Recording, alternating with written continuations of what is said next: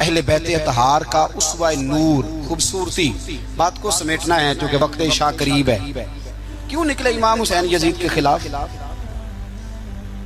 یزید تو جامع مسجد دمشق کا خطیب تھا، پتہ ہے آپ کو؟ چلیں اب پتہ چل گیا.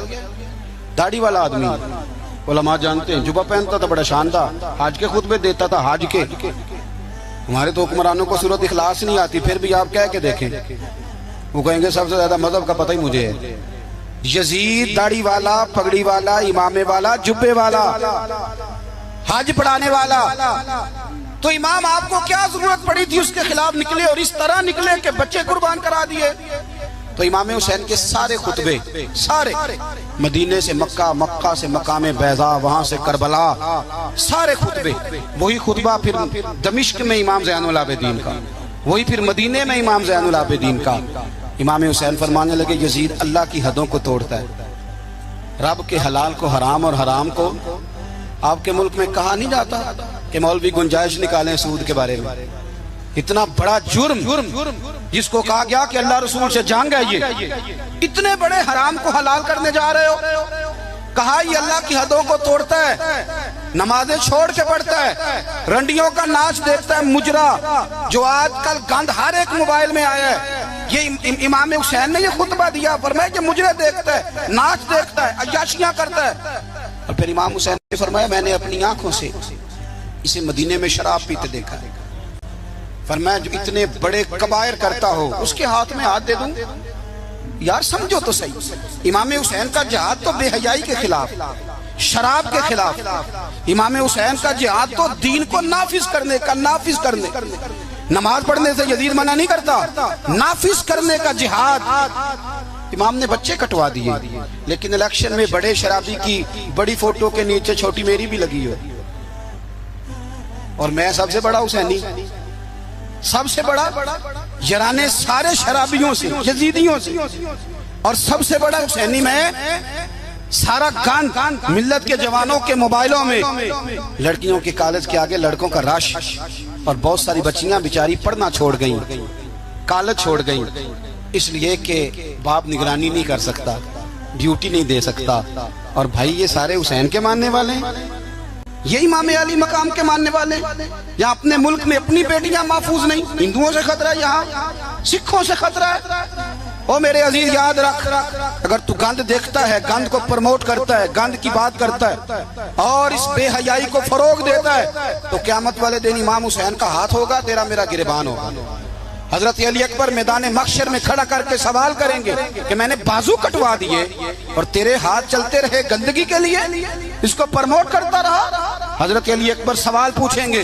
نوجوانوں یاد رکھنا، نوجوان وہ نہیں ہوتا جو کہتا ہے کہ میں جدھر جاتا ہوں تو ادھر میں ہی میں ہوتا ہوں، مرضی سے سوتا ہوں، مرضی سے اٹھتا ہوں، مرضی سے کھاتا ہوں، 15 لڑکیوں کے میرے موبائل میں نمبر ہیں. یہ جوانی نہیں، یہ تو کمزوری ہے آپ کی، یہ تو نفس کی غلامی ہے. جوان تو وہ ہوتا ہے جتنا قد اونچا ہو اتنی نظریں جھکی ہوئی ہیں. جوان تو وہ ہوتا ہے جتنا زیادہ اللہ قوت دے، اپنے سارے معاملات کو، اپنی عقل کو، اپنی قوت کو وہ در رسول کا غلام بنا دے. محمد بن قاسم آئے یہاں لڑنے کے لیے، راجہ دہر سے مقابلہ. 17 سال کا نوجوان، کتنے سالوں کا بول کے بتائیں؟ 17.5 سالوں کا منڈا کی کر لیندہ ویسا، برگر کھانے کے علاوہ، گھر میں لڑائی کرنے کے علاوہ.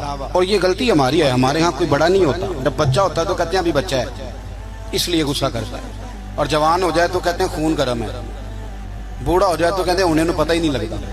تے سیانے ہونے دی کیڑی عمر ہے جی، وہ بھی بتا دیں، اس کا بھی کوئی بہانہ بتائیں، کب سمجھدار ہوگا.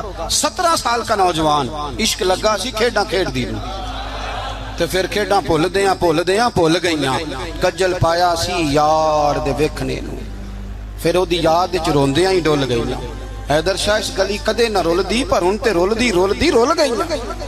محمد بن قاسم آئے تو ایک بزرگ نے دیکھا محمد بن قاسم بڑے پریشان ہے، کہنے لگے پتر خیر ہے؟ تو کہنے لگے حضور نہ تو رستوں کا پتہ ہے ہندوستان کے، اور سنا ہے راجہ دہر کی فوج بھی بڑی مضبوط ہے، کیسے لڑوں گا؟ کہنے لگے بیٹے تو ہمت کر، میں دعا کروں اللہ تیری مدد کرے. چند دنوں کے بعد وہ بزرگ پھر ملے تو محمد بن قاسم بڑے حشاش بشاش، تو بزرگ کہنے لگے آج بڑے شاش بشاش و خیریت ہے. تو محمد بن قاسم کہنے لگے حضور مجھے پتہ چل گیا ہے 2 سے 2.5 گھنٹے لڑے گا راجہ دہر پھر بھاگ جائے گا, اس سے زیادہ میرے مقابلے میں ٹھہرے گا نہیں. کہا کیوں؟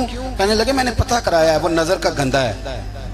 میں نے معلومات کرائی ہیں اس کی تو پھپھی کی, ماموں کی, خالہ کی, چچا کی بیٹی اس کی گندی نظر سے محفوظ نہیں. جن کے پیٹوں میں رزق حرام ہو اور آنکھوں میں بے حیائی ہو وہ کبھی کسی میدان میں کھڑے نہیں رہ سکتے. 2 گھنٹے سے زیادہ کھڑا نہیں رہے گا.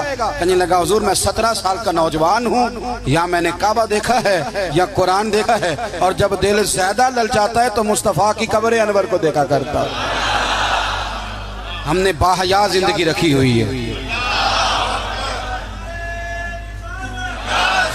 اپنے مزاجوں میں.